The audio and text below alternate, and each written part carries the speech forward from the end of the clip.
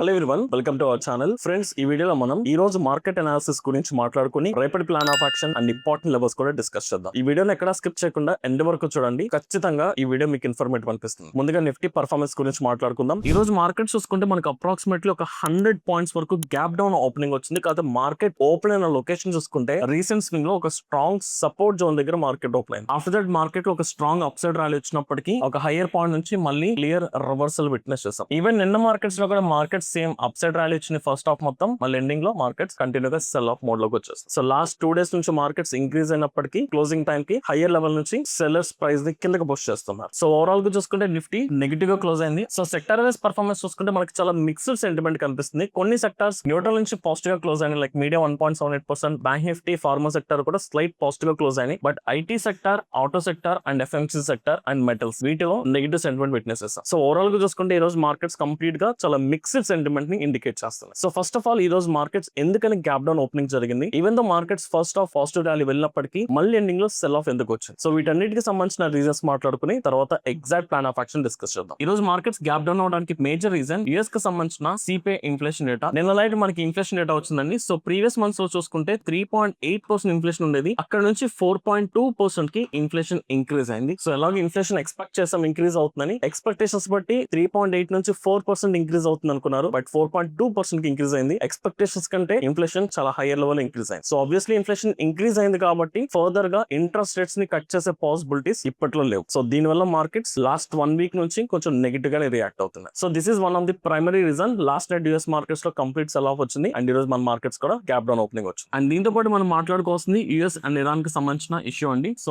Last 2 days నుంచి ఈ రెండు కంట్రీస్ మధ్య మళ్ళీ ఫ్రెష్ అటాక్స్ జరుగుతున్నాయి. అటాక్స్ ఇంకా సీరియస్ అవుతున్నాయి యాక్చువల్లీ. సో ఈ ప్రాసెస్ లో భాగంగా ఇరాన్ స్ట్రైట్ ఆఫ్ హార్మజ్ ని మళ్ళీ క్లోజ్ చేస్తున్నట్టు అనౌన్స్ చేసింది. సో దీని వల్ల మళ్ళీ క్రూడ్ ఆయిల్ సప్లై లో డిస్టర్బెన్సెస్ వస్తాయి. వన్స్ ఈ న్యూస్ వచ్చిన తర్వాత ఈ రోజు క్రూడ్ ఆయిల్ ప్రైస్ ఆల్మోస్ట్ $95 కూడా రీచ్ అయింది. అఫ్ కోర్స్ ఈ వీడియో చేస్తున్న టైం కి కొంత కూల్ ఆఫ్ అయినప్పటికీ మార్నింగ్ సెషన్ లో crude oil price higher level ఉంది కాబట్టి ఈ రోజు మార్కెట్స్ కూడా కొంత గ్యాప్ డౌన్ సెంటిమెంట్ తో ఓపెన్. అండ్ ఈవెన్ రేపటి మార్కెట్స్ కూడా దీనికి సంబంధించిన అప్డేట్స్ మనం చెక్ చేసుకోవాలి. ఇంకా ఏదైనా సీరియస్ థ్రెటనింగ్ స్టేట్మెంట్స్ కానీ ఇంకా అటాక్స్ సీరియస్ అవుతున్నట్టు కనిపిస్తే దీనికి కాన్సిక్వెన్స్ మనం చెక్ చేసుకోవాల్సిన ఓన్లీ క్రూడ్ ఆయిల్ మాత్రం. సో క్రూడ్ ఆయిల్ ఎలా రియాక్ట్ అవుతుంది చూసుకోవాలి. So crude oil price increase అవుతున్నట్లయితే మార్కెట్స్ ఇంకా ఫాల్ విట్నెస్ చేస్తాం. అండ్ అపార్ట్ ఫ్రమ్ దట్ ఇంకొక మేజర్ థింగ్, ఈ రోజు మార్నింగ్ సెషన్ చూసుకుంటే మార్కెట్ సపోర్ట్ దగ్గర ఓపెన్ అయ్యి మధ్యాహ్నం వరకు ఇంక్రీజ్ అయినాయి. బట్ మధ్యాహ్నం నుంచి ఫాల్ అయినాయి. పర్టికులర్ మీరు అబ్జర్వ్ చేసుకుంటే European markets opening time period నుంచి మన మార్కెట్స్ మళ్ళీ ఫాల్ అయినాయి హైయర్ లెవెల్ నుంచి. దానికి మేజర్ రీజన్ ఈ రోజు మనకి ఈసీబీకి సంబంధించిన ఒక అప్డేట్ ఉంది. Nothing but European central bank సంబంధించిన ఇంట్రెస్ట్ రేట్ డిసిషన్ ని అనౌన్స్ చేయబోతున్నారు. ఇప్పుడున్న ఎక్స్పెక్టేషన్స్ బట్టి 25 basis points వరకు ఇంట్రెస్ట్ రేట్స్ పెరిగే ఛాన్సెస్ ఉన్నాయి. 2023 తర్వాత నుంచి for the first time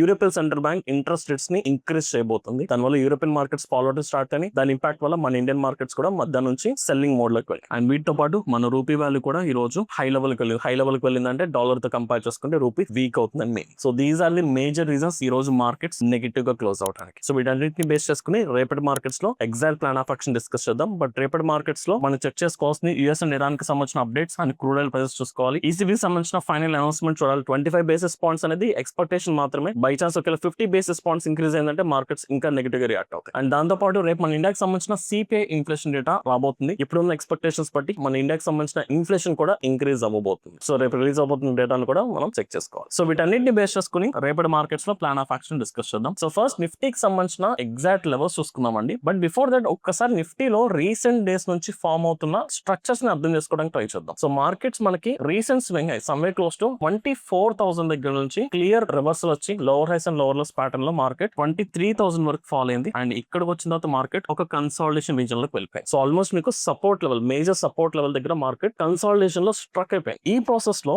in depth గా మీరు చూసుకుంటే స్ట్రక్చర్ చాలా క్లియర్ గా ఒక ఛానల్ లో మీకు ఫామ్ అవుతుందండి కన్సాలిడేషన్ అనేది. సో సపోర్ట్ లెవెల్ వచ్చిన ఆల్మోస్ట్ ఈ రీజన్ లో ప్రైస్ ఇప్పుడు కన్సాలిడేషన్ జరుగుతుంది. సో మనం ఏదైనా మొమెంటం ట్రేడింగ్ ఎక్స్పెక్ట్ చేయాలి, నథింగ్ బట్ ఒక strong momentum directional option buying మనం చేసుకోవాలనుకుంటే ఈ కన్సాలిడేషన్ బ్రేక్ అవుట్ అనేది చాలా చాలా ఇంపార్టెంట్. సో దీన్ని క్లోజ్ గా మానిటర్ చేసుకోండి. స్ట్రక్చర్ బ్రేక్ డౌన్ కోసం వెయిట్ చేద్దాం. అండ్ అపార్ట్ ఫ్రమ్ దట్ ఇంకా మేజర్ లెవెల్స్ మనం మార్క్ చేసుకుందామండి. సో ఈ రోజు జరిగిన price action but of course మనకి 23,000 దగ్గర నుంచి 23,100 వరకు ఎక్స్టెండెడ్ సపోర్ట్ కనిపిస్తుంది. సో రీసెంట్ గా మార్కెట్స్ ఇక్కడ నుంచి మనకి ఇంక్రీజ్ అయినాయి అండ్ ఈ రోజు మనకి గ్యాప్ డౌన్ అయిన తర్వాత కూడా ఇక్కడ నుంచి మార్కెట్స్ మళ్ళీ ఇంక్రీజ్ అవడానికి ట్రై చేస్తుంది. ప్రీవియస్ గా కూడా మార్కెట్స్ ఇదే జోన్ దగ్గరకు వచ్చి మళ్ళీ సపోర్ట్ తీసుకోవడానికి ట్రై చేస్తుంది. సో ఈ 100 పాయింట్స్ మనం ఎక్స్టెండెడ్ సపోర్ట్ కింద కన్సిడర్ చేసుకుందాం. ఫాలోడ్ బై 24,300 దగ్గరలో కూడా మీకు ఒక ఇంపార్టెంట్ రీజన్ కనిపిస్తుంది. ప్రీవియస్ గా మనకి ఇక్కడ రిజెక్షన్ ఫేస్ చేస్తుంది, అగైన్ రిజెక్షన్ బ్రేక్అవుట్ తర్వాత సపోర్ట్ తీసుకుంది, మళ్ళీ డౌన్ సైడ్ బ్రేక్అవుట్ తర్వాత మార్కెట్ ఇంక్రీజ్ అయినప్పుడు ఇదే జోన్ నుంచి క్లియర్ రివర్సల్ వచ్చింది కాబట్టి 23,300 దగ్గర కూడా ఒక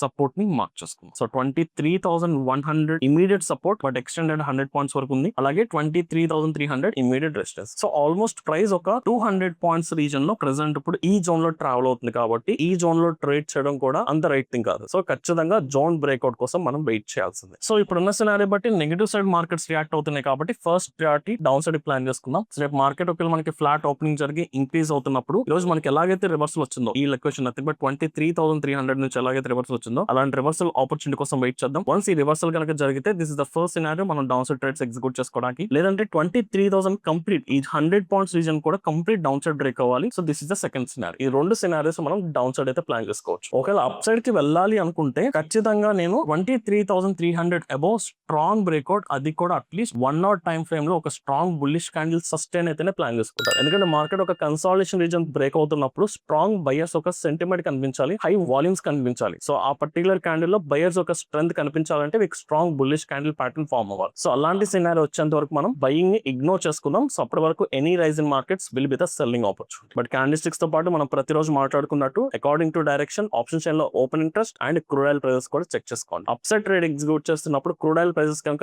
ఇంక్రీజ్ అవుతున్నట్లయితే ట్రేడ్ చేయొద్దు, దాన్ని కంప్లీట్ ఇగ్నోర్ చేసుకోండి. మార్కెట్ లో పాజిటివ్ సెంటిమెంట్ చూడాలంటే ఖచ్చితంగా క్రూడ్ ఆయిల్ ప్రైసెస్ లో కూల్ ఆఫ్ రావాలి. అండ్ దానికి మేజర్ రీజన్ అయిన యుఎస్ అండ్ ఇరాన్ కి సంబంధించిన వార్ కూడా కూల్ ఆఫ్ అవుతున్నట్టు ఏదైనా పాజిటివ్ స్టేట్మెంట్స్ కనిపించాలి. అప్పటి వరకు any rising markets will be the selling opportunity for. So same plan of action Sensex and Bank Nifty లో కూడా ప్లాన్ చేసుకుంటున్నాం. లెవెల్స్ వరకు మాట్లాడుకుందాం. సో సెన్సెక్స్ లో మనం లెవెల్స్ చూసుకుంటే ఇక్కడ 73,500 రౌండ్ ఫిగర్ దగ్గర ఒక మేజర్ సపోర్ట్ ఉంది. 74,000 దగ్గర కూడా ఒక టెంపరీ రెసిస్టెన్స్ ఫామ్ అయింది. అండ్ 74,800 దగ్గర ఇంకొక మేజర్ రెసిస్టెన్స్ ఉంది. So even though market gap down జరిగింది, అది కూడా support location same like Nifty. అక్కడ నుంచి మార్కెట్స్ ఇంక్రీజ్ అవుతున్నప్పుడు 74,000 బ్రేక్అవుట్ జరిగినప్పటికీ మళ్ళీ బ్యాక్ టు జోన్ వచ్చేసింది. సో దట్స్ వై రేపటి మార్కెట్స్ లో మనం ఏదైనా అప్సైడ్ ట్రేడ్ ఎగ్జిక్యూట్ చేయాలనుకుంటే 74,000 అబౌవ్ మాత్రమే స్ట్రాంగ్ బయింగ్ యాక్టివిటీ ప్రిపేర్ అవ్వచ్చు. అది కూడా 1 అవర్ టైం ఫ్రేమ్ లో మార్కెట్ అక్కడ హోల్డ్ అవ్వాలి, లేదంటే ఇగ్నోర్ చేసేసుకోండి. అప్పటి వరకు any rise in markets will be selling opportunity. So markets increase అవుతున్నప్పుడు 74,000 నుంచి రివర్సల్ కోసం వెయిట్ చేస్తాను. ఇఫ్ నాట్ సో కంప్లీట్ 73,500 ఇక్కడ ఏదైతే జోన్ మార్క్ చేస్తున్నామో ఈ జోన్ డౌన్ సైడ్ బ్రేక్ ఎంత వరకు వెయిట్ చేసి ఇక్కడ కూడా డౌన్ సైడ్ కి ప్రిపేర్ ఉంటే better. And finally bank Nifty. So bank నిఫ్టీలో రీసెంట్ గా జరుగుతున్న ప్రైస్ యాక్షన్ బట్టి మనం మోడిఫైడ్ లెవెల్స్ చూసుకుంటే 55,500 రౌండ్ ఫిగర్ దగ్గర స్ట్రాంగ్ రెసిస్టెన్స్. ఈవెన్ నిన్న మార్కెట్స్ కూడా ఇక్కడ నుంచి మనకి రివర్సల్ వచ్చింది. అండ్ ఈ రోజు మార్కెట్స్ లో కూడా same kind of structure. And 54,800 దగ్గర ఒక స్ట్రాంగ్ సపోర్ట్ ఉంది. రీసెంట్ స్వింగ్ లోస్ మనం మార్క్ చేసుకుంటే ఈ రోజు ఓపెనింగ్ మనకి స్ట్రాంగ్ సపోర్ట్ జోన్ ఉంది. దీని కొంచెం మీరు ప్రీవియస్ గా ఎక్స్టెండ్ చేసుకుంటే రీసెంట్ స్వింగ్ హైస్ కూడా మీకు ఇక్కడ ఫామ్ అయినాయి. సో ప్రీవియస్ గా ఇక్కడ రెసిస్టెన్స్ ఇక్కడ ప్రాపర్ బ్రేక్అవుట్ వచ్చింది. బ్రేక్అవుట్ తర్వాత మార్కెట్స్ అదే జోన్ సపోర్ట్ తీసుకుని మళ్ళీ బౌన్స్ బ్యాక్ అయింది కాబట్టి సో ఇన్స్టెడ్ ఆఫ్ 55,000 కంటే మనం 54,800 ని సపోర్ట్ కింద మెన్షన్ చేసుకుంటున్నాం. ఇందులో కూడా సేమ్ థింగ్. కాబట్టి నిఫ్టీ సెన్సెక్స్ తో కంపేర్ చేసుకుంటే బ్యాంక్ నిఫ్టీ లాస్ట్ 2-3 డేస్ నుంచి కొంచెం బెటర్ గా పర్ఫార్మ్ చేస్తుంది. RBI 4x swap policy introduce చేసినప్పటి నుంచి. సో దట్స్ వై బ్యాంక్ నిఫ్టీలో మనం ఫర్ టైమింగ్ ఇంకా పాజిటివ్ సైడ్ కి స్టిక్ ఆన్ ఉండొచ్చు. మార్కెట్ లో ఇంకా lower highs and lower low structure form అవ్వలేదు. ఒక స్ట్రాంగ్ అప్ సైడ్ ర్యాలీ వచ్చింది అండ్ ఒక టెంపరీ కన్సాలిడేషన్ ఇనిషియేట్ అవుతుంది. సో ఈ ప్రాసెస్ లో ఈ కన్సాలిడేషన్ ఇగ్నోర్ చేసుకున్నామండి. సో 55,500 అబౌవ్ మనం లాంగ్ సైడ్ వెళ్ళొచ్చు బ్యాంక్ నిఫ్టీలో. ఆర్ఎస్ మార్కెట్ ఈ సపోర్ట్ లెవెల్ కి వచ్చి ఇక్కడ నుంచి బౌన్స్ బ్యాక్ అవుతున్నా దిస్ ద సెకండ్ లొకేషన్. ఇక్కడ నుంచి కూడా బయింగ్ ఆపర్చునిటీ ప్రిపేర్ గా ఉండొచ్చు. డౌన్ సైడ్ కి వెళ్ళాలనుకుంటే ఖచ్చితంగా ఈ జోన్ క్లియర్ గా బ్రేక్ అవ్వాలి. అప్ సైడ్ కి మనం ఈ రెండు సినారియోస్ లో మనం అప్ సైడ్ కి ప్రిపేర్ ఉంటే డౌన్ సైడ్ కి ఒక్క సినారియోలో చెక్ చేసుకుంటే సరిపోతుంది. సో క్రూడ్ ఆయిల్ సంబంధించిన ప్రైజెస్ ఒకసారి చూసుకుందామండి. సో క్రూడ్ ఆయిల్ సంబంధించిన యాక్టివిటీ చూసుకుంటే ఈ రోజు క్రూడ్ ఆయిల్ మనకి స్లైట్ గ్యాప్ అప్ ఓపెనింగ్ వచ్చింది. But before that last trading session లోనే క్రూడ్ ఆయిల్ చాలా షార్ప్ ఇంక్రీజ్ అయింది. Because US and Iran war and straight of Hormuz కూడా క్లోజ్ చేస్తున్నట్టు అనౌన్స్ చేస్తారు కాబట్టి దీనికి సప్లై చైన్ లో డిస్టర్బెన్స్ వస్తుంది. But even the market gap up అయినప్పటికీ నథింగ్ బట్ హైయర్ లెవెల్ దగ్గర ఓపెన్ అయినప్పటికీ అక్కడ నుంచి మళ్ళీ కూల్ ఆఫ్ అయి ఒక సపోర్ట్ లెవెల్ కి రీచ్ అయింది. సో